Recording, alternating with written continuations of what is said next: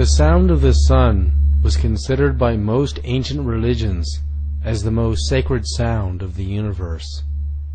It is a sound that cannot be heard by the human ear, because the human ear only hears between 20 and 20,000 hertz. The sound of the sun is much lower in frequency and also much higher in frequency than we can hear. Could the sound of the sun be part of the universal language system?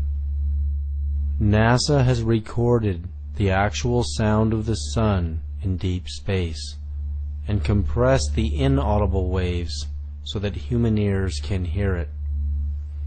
If we listen to the sound, we can hear and feel a deep vibration. The sound of the sun recorded by NASA is precisely as the ancient Hindus had described it in the Vedas thousands of years ago. It is a mantra that can be intoned with human speech as Om.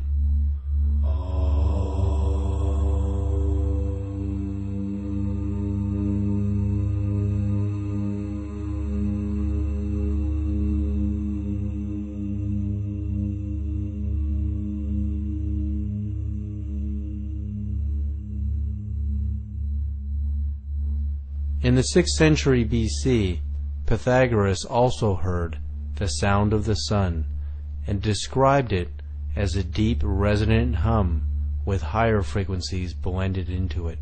How did the ancient Hindus know this mantra if it could not be heard by the human ear? Could they have actually peered into the universal consciousness and perceived it? As human language and the language of nature cannot travel faster than the speed of sound as a sound wave, language as information can travel at the speed of light and beyond by entangling itself on more subtle energies.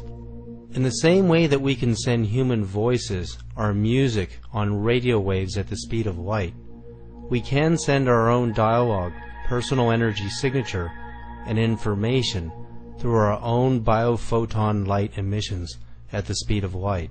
While the speed of light is useful to communicate within the solar system, it cannot take us far beyond it in any reasonable amount of time.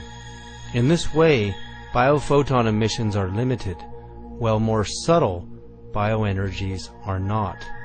Dr. Tiller's discovery of the psychic force as subtle energies emanating from the human body of consciousness demonstrates how our personal information can travel on subtle energy frequencies at the speed of light squared, cubed, and beyond.